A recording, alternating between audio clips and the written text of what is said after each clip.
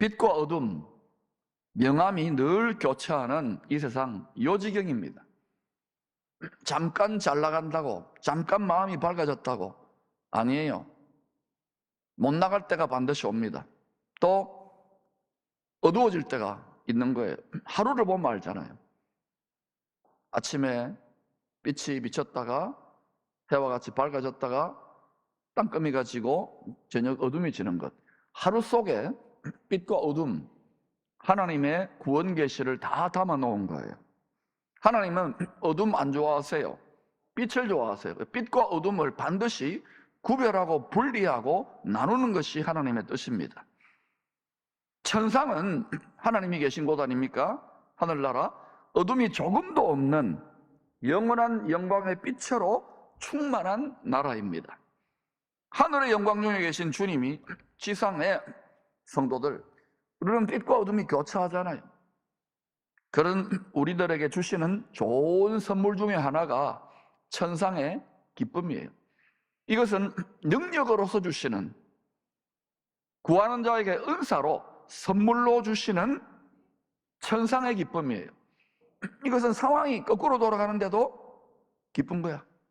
모든 지각에 뛰어난 평강, 모든 지각, 인간이 생각할 수 있는 상황을 초월한 기쁨인 거야. 할렐루야.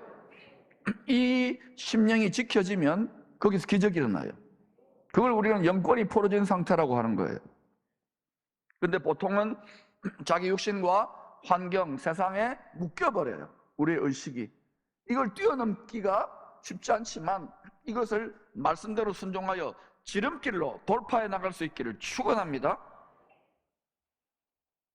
그러면 여러분, 쓸데없는 방황이나 고난이, 불시험이 줄어드는 거예요. 우리 자녀들은 더 지름길로 가야 되겠습니다. 세상 사람들이 맛볼 수도 없고 도무지 알 수도 없는 하늘의 보좌로부터 강물처럼 우리 마음 깊은 곳으로부터 솟구쳐 흘러나와 흐르게 되는 그런 기쁨이에요. 초자연적인 기쁨, 선물의 기쁨. 그래서 이런 노래를 여러분 불러보셨지요? 내게 강 같은 기쁨, 내게 강 같은 기쁨, 내게 강 같은 기쁨이 넘치네. 어떤 분들은 제가 막 여기서 막 가슴이 터져나올 것 같이 춤추고 찬양하고 쇼하네 이러는 분은 없겠지만, 근데 여러분을 이렇게 앞에서 악수하거나 얼굴 보면은 이거를 누리지 못하니까 너무너무 제가 안타까운 거예요. 왜? 우리 육체기 때 육체가 사막과 광야와 같잖아요. 나이 들어갈수록. 이 소망을 여기 두지 마세요. 이 세상에. 하늘에 생수가 터져 나올지어다. 그러면 윤택해지고, 그럼 비옥해지고, 그 강물에 비유되어 있지만 그걸 따라서 모든 빛들의 아버지로부터 좋은 선물과 좋은 은사가 다 임해요.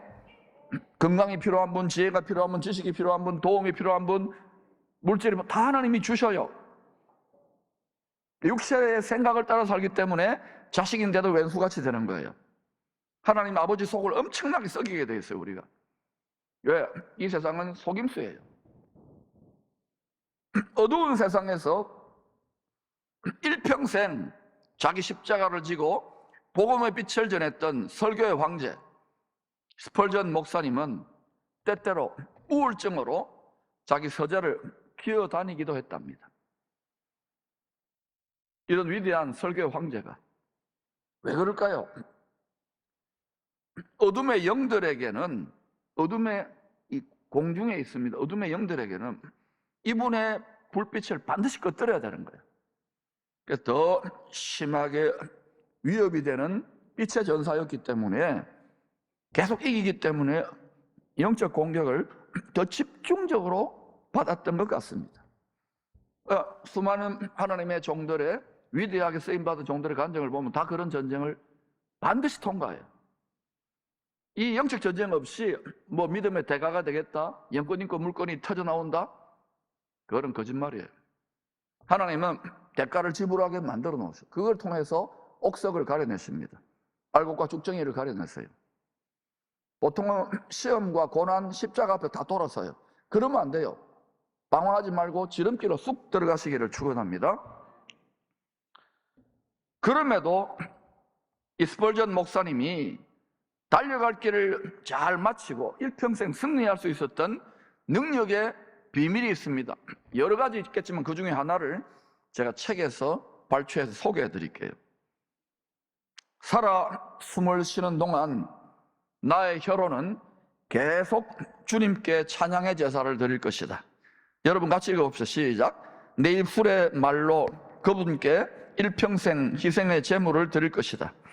두려움과 공포가 밀려오고 고민이 찾아오면 반드시 은혜를 베풀어 주실 것을 확신하고 주님이 행하신 놀라운 일들과 능력을 생각하며 미리 감사의 기도를 드릴 것이다.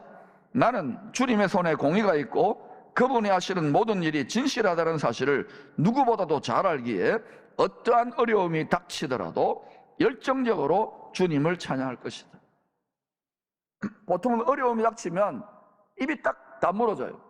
한참 열정적으로 찬양하고 가다가 딱 어떤 관계의 시험이나 물질의 시험이나 질병이나 이러면 딱 그냥 눌려버려요. 이게 목회자들도 그렇죠. 저도 이 과중한 짐에 눌려가지고 하나님께 이게 때 맡기고 제 용어입니다. 자빠져 자야 되는데 맡기지를 못하는 거예요. 이게 안 될 것 같으니까. 너무 세속화가 빨리 되니까. 왜냐면 많은 분들이 와가지고 집 잘 지어 놓으니까 그냥 서비스 받으러 오는 거예요. 어른들 시대처럼 십자가를 지는 분들이 많지 않아요. 직분자들. 이게 제가 얼마나 눌리겠어, 부담이 되고. 주의 종은 느끼잖아, 이게 영적 전쟁을. 그런데 그걸 이겨내고 나니까 쉽지는 않았어요. 이겨내고 나니까 하나님 뜻이 있는 거예요. 여러분 가운데 지금 아주 힘들고 어려운 시간들을 통과하고 가정적으로나 사업적으로나 건강적으로 이런 분들 있습니까? 제가 지름길을 오늘 말씀드립니다. 하나님이 저를 통해 여러분에 주시는 이 카운슬링이라고 생각하시면 좋겠어요. 외면해도 좋지만 들을 수 있기를 축복합니다. 열정적으로 찬양할 때 사망의 어두운 그늘, 눌림이 사라지고 흉악의 결박이 점점 풀어지기 시작합니다. 마치 먹구름이 떠나가는 것처럼. 이게 영이기 때문에 의식 덩어리, 생각 덩어리, 기분 덩어리예요. 이거를 진리의 말씀의 칼, 성령의 검으로 이걸 파쇄한다는 게 그 말이에요. 말씀의 칼을 주시고 상황과 환경이 다르더라도 계속 1000번, 10,000번, 100,000번, 10,000,000번 선포하십시오. 하나님이 주신 말씀이 있다면 할렐루야. 그 칼을 잡기 위해서 예배드리고 말씀 묵상하고 기도하고 찬양하는 거예요. 아멘. 사람을 죽이는 칼이 아니라 살리는 칼이에요. 말씀의 칼이에요. 성령 안에 열정적으로 기쁨으로 찬양할 때 천국의 분위기로 변화됩니다. 집안이 막 우환으로 눌리고 어둡습니까? 우상숭배로 또 여러 가지 육신에 속한 자들 때문에 도장찍기 일보 직전이 그러면 찬양하세요. 나홀로 믿고 눈물만 흘리지 마시고 이것이 21세기를 새로운 시즌으로 열어가는 부흥의 열쇠라고 저는 계속 강조합니다. 주 예수를 믿어라 그리하면 너와 내 집이 구원을 얻으리라도 바울과 실라가 찬양하고 경배하며 기뻐 찬양했을 때 열려졌어요. 할렐루야. 특별히 중한 질병과 어두운 절망감에 우울감에 오랫동안 시달려온 분들이 있을 거예요. 코로나도 그런 시기였죠. 그런데 저는 이걸 미리 깨달았기 때문에 마치 천국의 응원단장처럼 그죠? 이렇게 하잖아요. 왜냐? 여러분 점잖고 조용하고 얌전한 게 경건이 아닙니다. 우리는 하나님 아버지 앞에서 영원히 어린아이예요. 특별히 여러분 너무 어른이고 인생에 낙이 없고 지치는 분들은 아이들을 통해서 하나님 나라를 그렇게 받으시기를 축원합니다. 그럼 인생의 낙이 회복될 거예요. 하나님 나라가 낙입니다. 왜 성탄절에 우리가 처한 상황을 초월하여 기쁘다 구주 오셨네 찬양을 해야 할까요? 열정적으로 해야 할까요?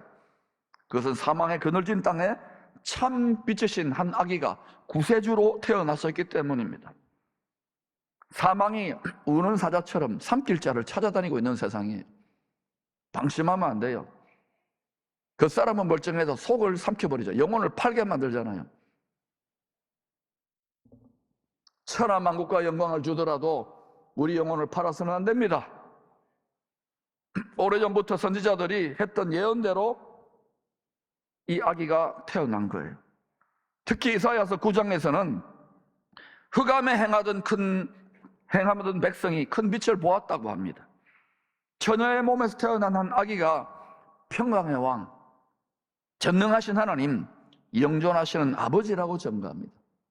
아기를 보고 말이죠. 하나님이라고, 아버지라고. 미친 거 아니야? 지혜와 계시 성령이 사로잡아서 이사야도 모르게 육신의 생각을 초월하여 뱉어놓은 말입니다. 예언입니다. 예언을 멸시하지 마세요. 특별히 성경에 기록한 선지자들의 메시지를 멸시하지 마세요. 에돔 사람 헤롯이 왕노릇하던 어두운 시대에 동방에서 온 박사들이 세상을 구원할 왕이 태어난 징조, 사인을 알려주는 하늘의 광명체, 별을 보고 예루살렘에 도착합니다. 창세기 1장 14절에 두 광명체들을 창조한 이유, 해와 달과 별들을 창조한 이유는 1월 성신, 해, 달, 별 신을 신으로 하나님으로 숭배하는 게 아니에요. 그걸 통해서 왕이 태어나고 왕이 오실 것에 대한, 만왕의 왕이 구세주가 오실 것에 대한 징조, 사인을 계시해 놓고 있는 거예요. 할렐루야. 앞으로 원수는 때와 시기를, 법을 변개시켜서 하나님의 성도를 무너뜨리려고 할 거예요. 우리는 때와 시기를 자세히 알고 진리의 법을, 정법을 지킬 수 있기를 축원합니다. 점점 불법이 성행하고 있어요. 말씀대로입니다. 그러므로 여러분 진리로 무장할 수 있기를 축원합니다. 그리고 이 진리와 신앙의 자유와 예배의 자유를 사수할 수 있기를 축복합니다. 여러분이 영적 전쟁, 스피리추얼 워페어를 감당하지 못하면 다 뺏기고 말 거예요. 이거는 목회자 혼자만의 싸움이 아니라는 것을 저는 수년 전부터 계속 강조하고 있는 거예요. 구세주로 태어난 아기 예수께 동방의 박사들이 경배를 하러 왔어요. 이스라엘 사람이 아니라. 이 아기 예수 구세주는 이스라엘만이 아니라 모든 열방, 모든 민족 중에 하나님을 경외하고 두려워 떠는 자들, 믿음으로 어렵다는 백성들이 다 구원을 받고 하나님의 나라를 상속해주는 그런 왕이라는 의미입니다. 헤롯은 온 이스라엘의 왕이 될 구세주가 태어났다는 소식에 자기 권력의 위협을 느꼈을 거예요. 구세주가 어디서 태어날 것이냐고 이렇게 성경에 기록되어 있느냐고 유대 지도자들에게 묻습니다. 미가서 5장 2절의 예언대로 작은 동네, 다윗의 동네 베들레헴에서 태어날 것이라고 알려줍니다. 이들은 성경을 알았지만 메시아를 앙망하고 기다리지는 않았어요. 여러분, 성경을 많이 안다고 신앙적인 경험이 많다고 다시 오실 예수 그리스도를 앙망하지는 않는 거예요. 여러분이 많은 신앙의 경륜이 있고 체험이 있다 하더라도, 아무리 목사라더라도 오실 주님, 신랑 되신 주님이 성큼성큼 오시는 그분을 주야로 앙망하고 바라보지 않으면 변질된 거예요. 마음을 뺏긴 거예요. 깨어날 시기를 축원합니다. 졸고 있고 잠들어 있는 거예요. 이 잠만 깨어나면 그러면 여러분 그때부터 달라져요. 질주해 가는 거예요. 이전에 잘 믿었던 것 중요하죠. 그러나 신앙은 항상 현재 주소예요. 흐르는 강물처럼 지금 현재 잡는 거예요. 하나님은 어떻게 잡습니까? 하나님은 계속 살아서 그냥 흘러가는데 그 지금의 ing, 지금 살아 역사하시며 지금 계속해서 뜨겁게 여러분을 격렬하게 사랑하시는 십자가의 사랑을 붙들 수 있기를 축원합니다. 지금 능력으로 붙잡으시기를 축원합니다. 왕년을 추워갑니까? 늙어가고 있는 거예요. 앞으로 미래입니까? 그러면요 미래만 걱정하고 끝나는 거예요. 지금 현재에 충만이 이루어질지어다. 지금 현재에 기쁨의 능력이 선물로 임할지어다. 헤롯은 이 정적이 될 아기 예수를 제거하기 위하여 박사들에게 아기를 찾거든 알려달라고 합니다. 그러나 성령이 개입해서 다른 데로 가버리죠. 이 동방 박사들이. 제 아무리 온 세상 권력을 움켜쥔 왕이라도요 결코 전능하신 하나님의 뜻을 대적할 수 없습니다. 하나님은 성부, 성자, 성령, 특별히 성부 하나님은, 아들 하나님, 성자 하나님은 예수 그리스도를 통해서 완전히 다른 나라, 그리스도의 나라, 하나님의 영원한 영광의 나라를 세우시기로 창세전에 작정하셨어요. 아멘. 오직 그 나라만이, 그 나라 영광만이 영원합니다. 대개 나라와 권세와 영광이 영원하다고 우리 외치지 않습니까? 예수님이 왜 오시느냐고요? 세상 권세 뭐 하느라 온다 그럽니까? 대적을 할 것이기 때문에 그래요. 이 세상에 너무 애착을 두지 마세요. 성경은 이 세상이 어떻게 된다고 이야기합니까? 그 다음에 새 세상을 연다고요. 누구 안에서? 예수 그리스도 안에서.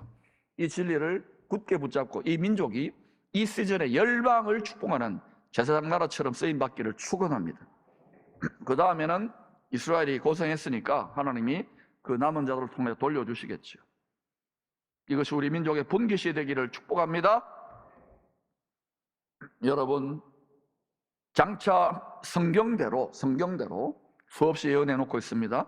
세상 권력을 다 움켜쥐게 될 짐승이 나타나 만왕의 왕 오실 그리스도를 대적하게 될 것입니다. 전체주의적인 절대 권력자가 되겠죠. 그러나 그리스도의 나라는 망하지 않고 영원할 것입니다. 다니엘서에도 예언해 놓았고요, 창세기에도 예언되어 있어요. 반대로 적 그리스도는 유황 불못에 던져질 것입니다. 이때에 우선 보기에 구세주 같고 우선 보기에 신과 같아서 말씀 모르면 거기에 다 먹고 살기 엎드려 절하게 될 거예요. 여러분, 진리의 말씀을 사수할 수 있기를 축원합니다. 특별히 깨어서 이 민족과 나라뿐만 아니라 우리 자녀들 가정부터 노아의 방주처럼 챙기시기를 축원합니다. 예수 그리스도가 구원의 방주예요. 성령과 말씀으로 지어지고 믿음으로 그 안에 들어가는 거예요. 그 예수 방주의 지성소까지 들어가야 안전합니다. 할렐루야. 반대로 적 그리스도는 유황 불못에 떨어질 것입니다. 이 세상은 사라져도 하나님 말씀은 영원히 서게 될 거예요. 왜냐? 상식적으로 생각해 보세요. 만왕의 왕이다, 구세주라 했는데 미쳤냐고 죽였잖아요. 죽였는데 부활했어요. 부활을 여러분, 부활이야말로 우리의 유일한 믿음의 소망에 부활했잖아요. 사망을 박차고 이겨버린 거예요. 온 인류가 다 죽는데 모든 사람 다 죽잖아요. 사망을 이긴 거예요. 하나님만 할 수 있잖아요. 그리고 승천하셔서 때를 기다리시고 옵니다. 그 만왕의 왕 예수님은 죽지 않으셨어요. 몸으로도 살아계시, 그분이 영광의 몸으로, 영광의 주로, 영광의 왕으로, 심판의 주로 오신단 말입니다. 그러니 그 나라가 영원하죠. 다른 왕들 다 죽잖아요. 진시황도 죽고 바로왕도 바로 죽었잖아요. 모든 권력자들 다 죽습니다. 기껏해야 10년, 20년. 이제는 5년도 안 되잖아요. 그러나 예수 그리스도만이 하늘과 땅의 모든 권세를 움켜쥐고 계신 거예요. 그분 앞에 줄 서기를 축원합니다. 엉뚱한 데 마음을 팔지 마세요. 앞으로 한번 미혹을 해보라고 하나님 미혹을 허락하세요. 진리를 모르면 다 뺏길 거예요. 성경을 모르면 다 뺏기는 거예요. 가르침을 받으세요. 예수님은 성경의 구원 계시, 성경은요 단 한 분 구세주 예수 그리스도에 대한 계시입니다. 처음부터 끝까지. 이 계시를 마무리 지으면서 자신에 대해서 이렇게 소개하고 마무리 짓습니다. 요한계시록 22장 16절입니다. 시작. 나 예수는 교회를 위하여 내 사자를 보내어 이것들을 너희에게 증언하게 하였더라. 나는 다윗의 뿌리요 자손이니 곧 광명한 새벽별이라 하시더라. 왜 다시 오실 초림의 아기로 온 것과 달리 재림으로 오시는 예수님은 자신을 광명한 새벽별로 소개를 했을까요? 이때는 비밀리에 오는 게 아닙니다. 모두가 알 수 있도록 오시는데 광명한 새벽별로. 그 이유는 주님이 오시기 직전에는 캄캄함이 땅을 덮는 일이 일어날 것에 대한 암시입니다. 하늘의 권능도 흔들린다 그러잖아요. 해와 달과 별들도 캄캄해지는 시즌이 오는 때에 조명이 다 꺼지는 거예요. 그때 누가 참된 빛인가? 누가 구원의 빛인가? 누가 생명의 빛인가? 영원한 생명의 빛인가? 모든 인공이, 모든 피조물들이 다 잠을 잔 순간 보아라, 내가 구세주를 보낸다고. 요한계시록 1장에 그때에 많은 자들이, 아마도 그때 믿는 자들도 그럴 겁니다, 통곡하게 될 거예요. 그러나 우리는 그때 기뻐 주를, 그 전에 벌써 공중으로 들림받아 어린 양의 혼인잔치에 다 온 가족이 들림받을 수 있기를 축원합니다. 그 여러분 가정의 문제들과 어려움들을 풀어내는 돌파와 부흥을 가져오는, 가정에 새로운 부흥을 가져오는 본학이, 이것이 열쇠가 될 줄로 믿습니다. 한번 따라합시다. 보, 나, 기. 자, 제가 보함률을 보아세요. 보는 보좌입니다. 보좌. 때를 따라 도우시는 은혜의 보좌 앞에 담대히 나아가게 힘써야 됩니다. 여러분, 하늘 보좌 앞에 나아가려고 하면 공중의 권세 잡은 자들이 절대로 거기 못 가게 해요. 왜냐? 일단 가면 권력투쟁이거든요. 거기 가면은 하나님의 보좌에 연결되기 때문에, 알겠어요? 그러면은 그때부터 영적인 위치, 제공권을 장악하기 때문에 위에서 밟는 거예요. 권세가 높아지기 때문에 밟게 돼요. 그래서 거기에 못 오도록 짓누르는 거예요. 여러분, 눈에는 보이지 않지만 이렇게 생각하시면 좋아요. 이 공중에 눈에 보이지 않는 세계에 우는 사자와 같고 늑대와 같고 이리떼와 같은 여우떼와 같은 악당들이 드글드글한다. 눈에는 보이지 않지만 이렇게 생각하시기를 축원합니다. 그런데 보이지 않아요. 영체예요. 그래서 진리의 말씀 칼, 내가 직접 씨름하고 받았던 말씀 칼을 광선검처럼 잡고 이 어둠 덩어리들을 다 여러분 파쇄하시기를 축원합니다. 마음이 밝아질지어다, 감정이 밝아질지어다. 이렇게 계속 해나가면 여러분 몸과 물질계도 어느 정도까지는 달라지는 거예요. 그 다음 또 합시다. 나는 나가 아니가 나눔입니다. 나눔, 쉐어링 하는 거예요. 여러분, 복음의 능력을 자꾸 나누셔야 됩니다.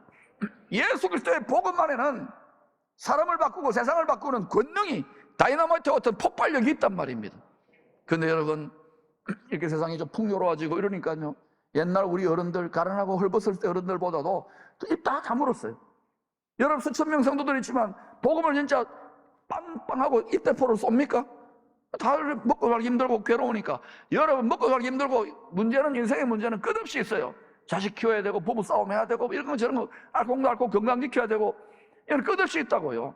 너무 쓰잘데기 없는 세상의 말들, 뭐 이런저런 말들, 여러분 그거는 웬만큼 마세요.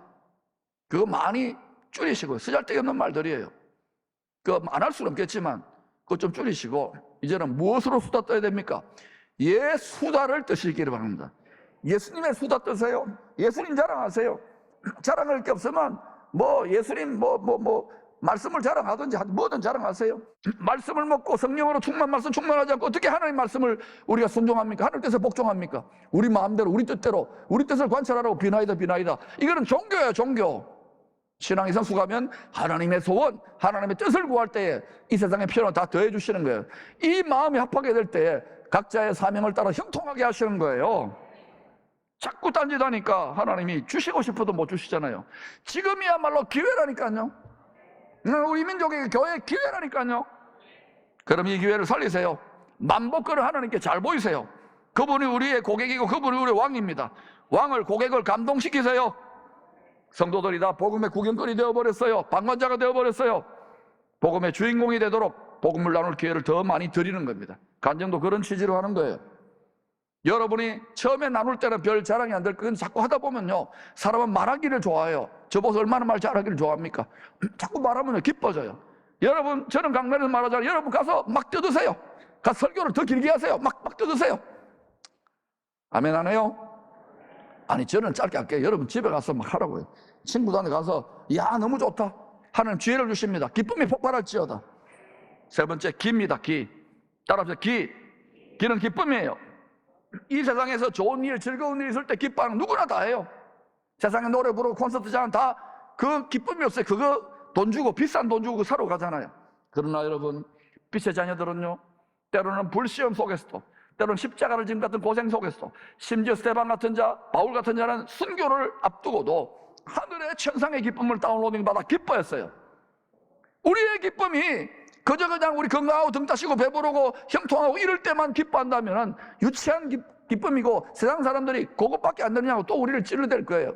그러나 그들이 도저히 가질 수 없는 천상의 기쁨을 누리고 이렇게 경배하고 찬양하게 될 때에, 여러분 가정에 사도행전 16장에서 바울과 실라가 도저히 찬양하고 기뻐할 수 없었을 때에 하늘의 기쁨을 다운로딩 받아 찬양하고 기뻐했을 때 압도되잖아요. 가수장이 우리의 흉악 결박이 풀어지고 마음의 감옥이 떠나가고 가족 전체가 구원받는 놀라운 일이 일어나는 거예요. 이제는 그래서 여러분, 집에서 외롭게 믿는 분들은 기뻐하세요. 가서 2.5 요로곱이 또 핍박이 있을 수 있고 구박이 있을 수 있고 어려움이 있을 수 있다. 2.5 요로곱이 할렐루야.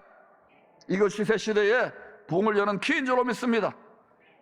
천상의 기쁨에 참여하는 지름길은 다윗처럼, 다윗이 보좌 앞에 섰잖아요. 어린아이처럼 보좌 앞에서 열정적으로 춤추며 찬양하는 것입니다. 제가 이렇게 앞에서 막 춤추며 찬양하면요, 발전 끼고 딱 지켜봐요. 저 최신머리 없이 담임 목사 왜 저러냐고, 사회적 지위와 체면을 잃어버렸다고. 그러거나 말기나 전 춤춥니다. 여러분, 미갈이 다윗의 부인 아닙니까? 사울에게 속했잖아요. 다윗의 아내인데 채신머리 없이 바지가 내리도록 이게 뭐냐고 비난하고 조롱해 때렸대요. 응답이 안 되잖아요. 아기가 들어서지 않는다는 응답이 안 된다는 말이에요. 여러분 다 같이 하나님을 기뻐하고 즐거워할 수 있기를 축원합니다. 어차피 고달픈 인생이에요. 인생의 문제는 끝이 없어요. 또 우리가 어느 정도 살다 보면 이제 건강이 착착 무너질 거 아닙니까? 기뻐하세요. 육체의 죽음 저 너머에, 육신장막 너머에 영원한 부활 영생 천국의 소망이 우리를 기다리고 있어요. 이 복된 소망으로 우리 초대교회 선지자들은, 초대교회 성도들은 이겨냈어요. 이겨내시기를 축원합니다.